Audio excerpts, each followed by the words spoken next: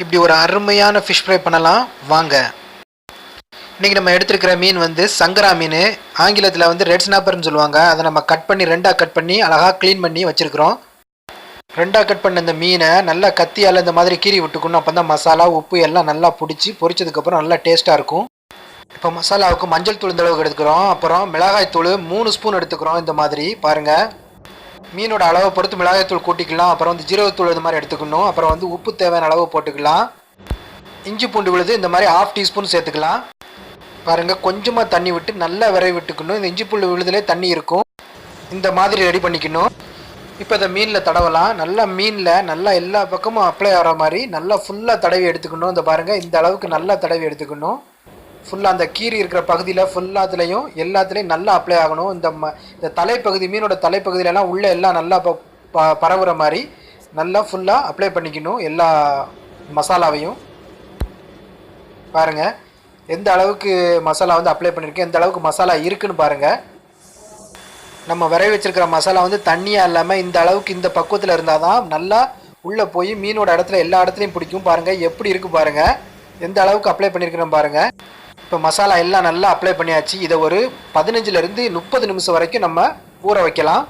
பாருங்கள், பொரிக்கிறதுக்கு முன்னாடி 30 நிமிஷத்துக்கு அப்புறம் இப்போ எடுத்து போட்டு பொரிக்கிறதுக்கு ரெடி ஆயிடுச்சு. கல் சூடாயிருச்சு. இதில் ஒரு 10 டீஸ்பூன் எண்ணெய் நம்ம விட்டுக்கலாம். எண்ணெயும் சூடாயிருச்சு. பாருங்கள், இப்போ நம்ம எடுத்து போட்டு பொரிக்கலாம். பாருங்கள், மெதுவாக இறக்கி விடணும்.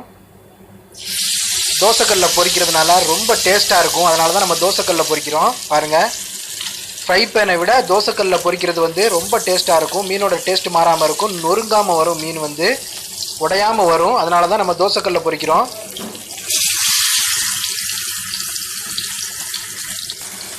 பாருங்கள், எல்லா மீனையும் நம்ம இறக்கிக்கலாம்.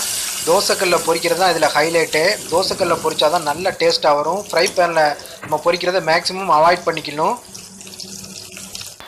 எண்ணெய் நல்லா சுட்டதும் தீயை வந்து மீடியமில் வச்சு 3லேருந்து 5 நிமிஷத்துக்குள்ளே நம்ம திருப்பி போட்டுக்கணும். மொத்த மீனும் பொரிச்சு எடுக்கிறதுக்கு 8லேருந்து 10 நிமிஷம் போதுமான அளவு.